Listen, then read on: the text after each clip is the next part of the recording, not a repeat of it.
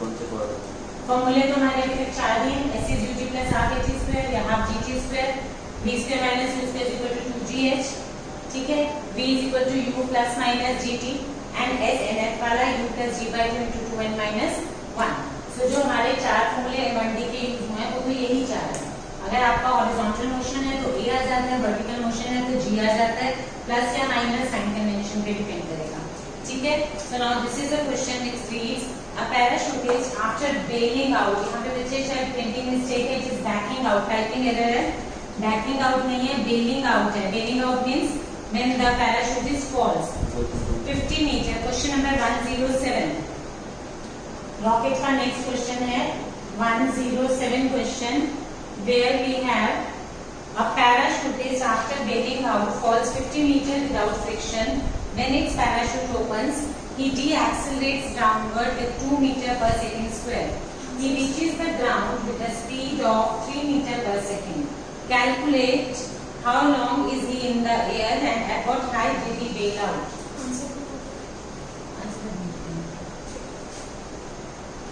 At what height did he bail out? बच्चा सबसे पहले आप लोग मुझे ये बताइए, do you know what is the purpose of parachute? How many of you know what is the reason of using parachute? Parachute कब use किया जाता है बताइए? When someone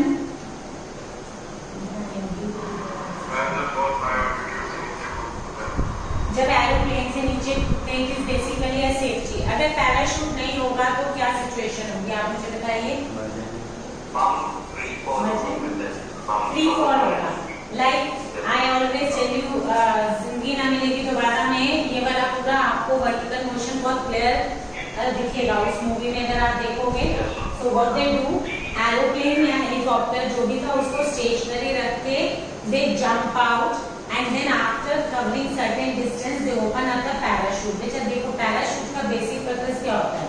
It is a safety device used in the, अगर आपको किस, ये तो एक स्पोर्ट्स था जो जिसकी बात मैं कर रही हूँ, वो तो चलो आपके पास एक स्पोर्ट्स था जिसमें they were enjoying, but otherwise अगर आप एरोप्लेन की बात करेंगे तो when if God forbid some problem comes up in the aeroplane, then the parachute वैसे तो एक स्पोर्ट भी है, एडवेंचर स्पोर्ट की तरह हम इसको यूज करते हैं, बट अगर हम इसको सेफ्टी डिवाइस की तरह यूज करें तो यूज क्यों करते हैं?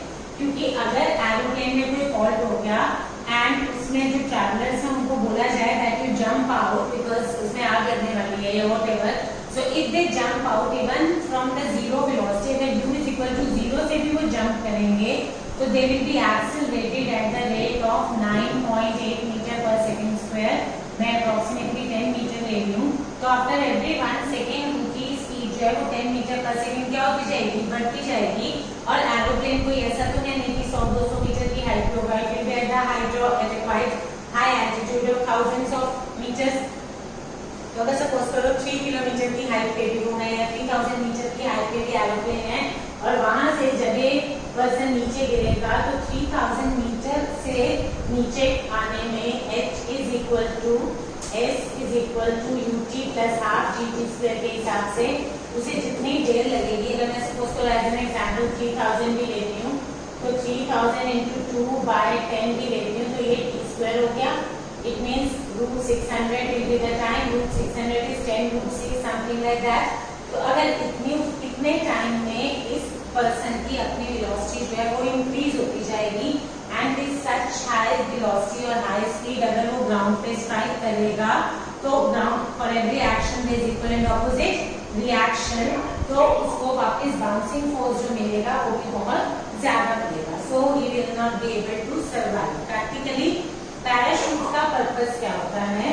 The purpose of parachute is to decrease the acceleration. Parachute का पर्पस ये होता है कि वो g के इफेक्ट को कम करना होता है, to decrease the, how it does it, any idea? To decrease the value of g. Practically तो g की वैल्यू कम ही करनी होती है, यानी g अगर आपका डाउनवर्ड डायरेक्शन में है और पॉजिटिव है, g डाउनवर्ड और पॉजिटिव है तो पैराशूट से क्या करने की कोशिश करेगा? If you change the direction and value of g, यानी वो उसको डी एक्सेलरेट करेगा। How he does it, any idea कैसे करते हैं? पैराशूट यूज करने से जी कम क्यों हो जाएगा? तो हवा में थोड़ा करेगा। आपने आप बेसिकली आप पैराशूट अगर आप देखा जाए आप किस चीज से बना होता है, आप दिखा देंगे land surface area. Yes, air resistance. यहाँ पे जो हमारा वर्ड आता है air resistance, by increasing the air resistance. हमने कहीं पे भी फ्रिक्शन या एयर रेजिस्टेंस को अकाउंट में नहीं लिया, हम हमेशा एयर रेजिस्टेंस को निग्लेक्ट करके चल रहे हैं। बट एयर रेजिस्टेंस जो है वो हमारी डिपेंड करती है सरफेस एरिया पे। तो पैराशूट का सरफेस एरिया जो होता है वो बहुत ज्यादा होता है, because of large area, large surface area, air resistance हमारी बढ़ जाती है। और जब एयर रेजिस्टेंस बढ़ जाती है तो ग्रेविटी का इफेक्ट क्या हो जाएगा? कम हो जाएगा। So now you first of all understand the concept of parachute. Now he says a parachutist after bailing out falls 50 meters. This is question number 107. A parachutist after bailing out, suppose करो वो A point से नीचे गिरा, falls 50 meter without friction when its parachute opens. यानी 50 metre तक तो उसका parachute खुला ही नहीं, 50 meter is a very less distance. तो A to B 50 मीटर तो उसका फ्री फॉल हो गया, starting from initial velocity 0 initial velocity से वो A से B आया after covering a distance of 50 meter, ठीक है। And he decelerates downward. बेटा ये एक्सेलरेट नहीं है, डी एक्सेलरेट है, यानी अब उसकी यहाँ तक आते आते जो स्पीड हो गई होगी, अब B पॉइंट पे आके पैराशूट जो है वो ओपन हो गया।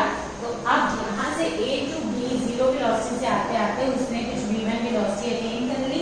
तो पहले हम V1 निकाल लें कि उसकी कितनी स्पीड होगी जब उसका पैराशूट खुला। V is equal to v² minus u² is equal to 2gh लगा के यहाँ पर एक्सेलरेशन जो है वो अंडर द ग्रेविटी थी। अब पैराशूट ओपन हो गया, तो now he will start D accelerating and he says he reaches the ground with the speed of 3 meter per second, यानी B to C उसकी एक्सेलरेशन जो थी वो -2 मीटर पर सेकंड स्क्वायर थी, और C पॉइंट पे पहुंच के जो उसकी वेलोसिटी थी वो 3 मीटर पर सेकंड थी। हमें V1 नहीं पता, बट हमें V2 दे रखी है। And now you have to find how long is the parachutist in air, यानी A to B, B to C से टोटल टाइम कितना लगा, and at what height did he bail out, यानी एक हाइट तो मुझे 50 मीटर दे रखी है, B to C की हमें क्या निकालनी पड़ेगी? हाइट। करो बच्चे, can you do it now? AB path के लिए मेरे पास बच्चे जो गिवन है, इनिशियल वेलोसिटी गिवन है, फाइनल मुझे निकालनी है। तो v1 square minus u² which is practically 0 square is equal to 2gh, that is 50 meter. मैंने डायरेक्ट वैल्यूज डाल दी है, यहाँ से आपको v1 मिल जाएगा। v1 is 500,000, यानी v1 is equal to 10 root 2 या under the root 1000, so you can write 10 root 10। sorry, AB part के लिए मैंने v² minus u² is equal to 2gh लगा दिया बेटा, and you get this।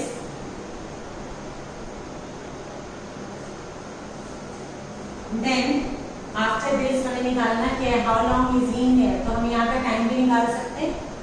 Now I know the time, आप s is equal to ut plus half gt square करके भी time निकाल सकते हो, आप v is equal to u plus gt करके भी टाइम निकाल सकते हो। तो v1 तो पता ही है मुझे, v1 is equal to u plus g into t, ठीक है, and v1 I know which is equal to 10 root 10, तो यहाँ से मेरे पास आ जाएगा t will be equal to root 10। check it out, ये g और ये 10 कैंसिल हो जाएगा, तो टाइम मेरा आ गया root 10 सेकेंड। तो root 10 सेकेंड्स लगे उसे A to B की जर्नी में। हमारा first part of the question was how long is he here, तो हमें टोटल टाइम निकालना है। We have to find the time to go from A to B and then from B to C। तो A to B का time हमारे पास कितना आ गया बच्चे, root 10 सेकेंड। अब हम B to C का टाइम निकाल सकते हैं। Can we find out the time from B to C, that is BC? BC का टाइम हमारा क्या निकलेगा, BC के लिए मेरे पास क्या है बच्चे, नाउ मेरे पास इनिशियल वेलोसिटी भी है, फाइनल वेलोसिटी भी है, एक्सेलरेशन भी है, हाइट हम निकाल सकते हैं, टाइम हम निकाल सकते हैं। BC की जर्नी अगर लेंगे तो S is equal to S नहीं है तो पहले आप S निकाल लीजिए तो टाइम निकल आएगा, या V is equal to U minus AG, क्योंकि फाइनल स्पीड भी है, इनिशियल स्पीड भी है, निकालना मुझे S भी है, निकालना मुझे टाइम भी है। तो BC पाथ के लिए when I will use V is equal to U plus AG, तो final speed is V2, initial speed is V1, acceleration minus A into T जो भी था हमारा, तो V is equal to U plus AG। बेटा हमें path जरूर देखना है, BC पाथ के लिए V is equal to U plus AG का मतलब V is the final velocity, U is the initial. तो फाइनल वेलोसिटी मतलब C पे जो वेलोसिटी है वो मेरी फाइनल हो गई और B पे जो वेलोसिटी है वो हमारी क्या हो गई, इनिशियल हो गई। तो V2 is equal to V1 minus A T2 कर लो, ये T1 था and this is your T2। तो आप T2 टाइम भी निकाल सकते हैं कि उसको B2C आने में कितना टाइम लगा। हमारा एक फर्स्ट पार्ट था how long is he here, तो टोटल टाइम हमारा आ जाएगा T1 प्लस T2, इसको निकाल लीजिए जल्दी से। और दूसरा हमें इसी BC पाथ के लिए I can use B square minus U square is equal to 2AS। So this is minus, मैंने माइनस साइन ले लिया, एक की वैल्यू -2 है, मैंने माइनस पहले डाल दिया, आप 2 लिखेंगे इसे इनटू S2 या S जो भी ले रहे हैं आप। तो B2C की जो हमारा डिस्प्लेसमेंट है वो हमारा कितना आएगा, S2। Is this point clear to you? So S1 plus S2 is the total height, T1 plus T2 is the total time। आप इसको सॉल्व कर लीजिएगा।